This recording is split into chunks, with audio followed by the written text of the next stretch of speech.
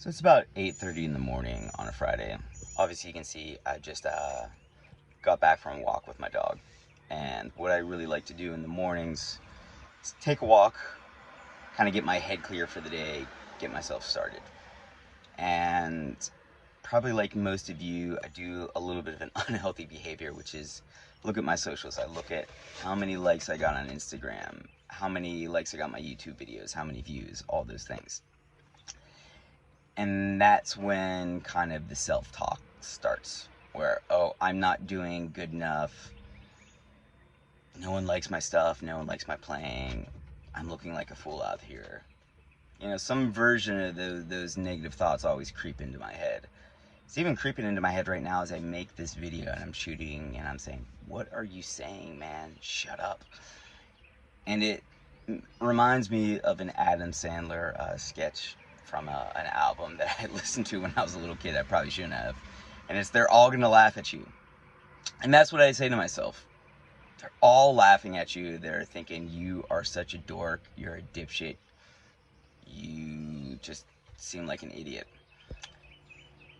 And that's one of the things that really prevented me from posting on social media for a while. Also, it's just like, I don't think it does anybody any good.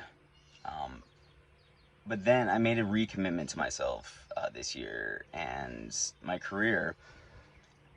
And no one's going to know I'm out there unless I say I'm out here, unless I say I'm looking for gigs. No one's going to. Some people may think you look foolish, but let's say 8 people think you look foolish and 10 people say, oh, I want to hire that person. Boom, I got 2 gigs out of that. So I think there is something to be said about putting yourself out there. So yeah, I'm putting myself out there and just letting people know I feel that self-doubt every day. Um, but also, the other reason why I started posting this stuff is almost like a letter to myself, a previous version of myself from 10 years ago, 5 years ago, even a year ago. What are things that would have helped me to, if I would have heard them, would have helped me? What are some lessons I wish I would have learned sooner? And I kind of put those out there as I learned them and kind of as a letter to the previous version of myself. In other words, I guess there are people who are in a position that I was a year ago that could, you know, maybe benefit from hearing this.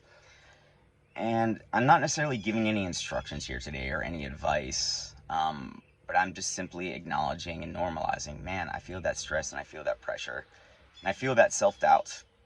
Um, and I guess one way I try to overcome that is just like put the shit out there. And even though right now I'm being incredibly just raw and vulnerable, I'm not using a lavalier mic, I'm not in my studio, I'm just in my car. But also, I think doing this stuff is like music and art in a sense that if you ever hear a really good song, or if you're having a sad day, you're struggling, and you hear a song that captures that feeling, it makes you feel better. It doesn't really give you the answers to like, your sadness or your grief, but what makes it so powerful is, oh, there's somebody else that feels like you. You're not alone. Um, these feelings in life are completely normal.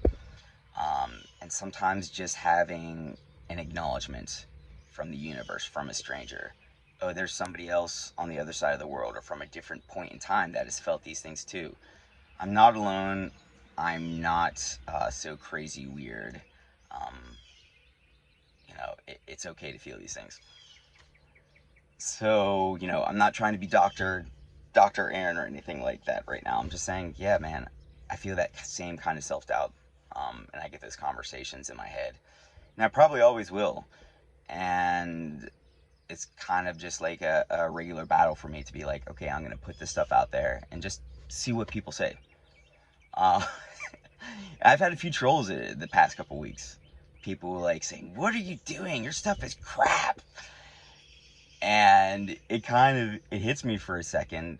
And I responded to like maybe 1 or 2 of those trolls. I'm like, what's your goal here? What are you trying to do?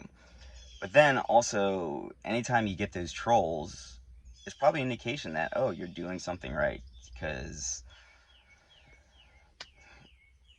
yeah, if you're getting people's attention, you're getting people to talk, you know, there's always those haters are gonna hate things, whatever.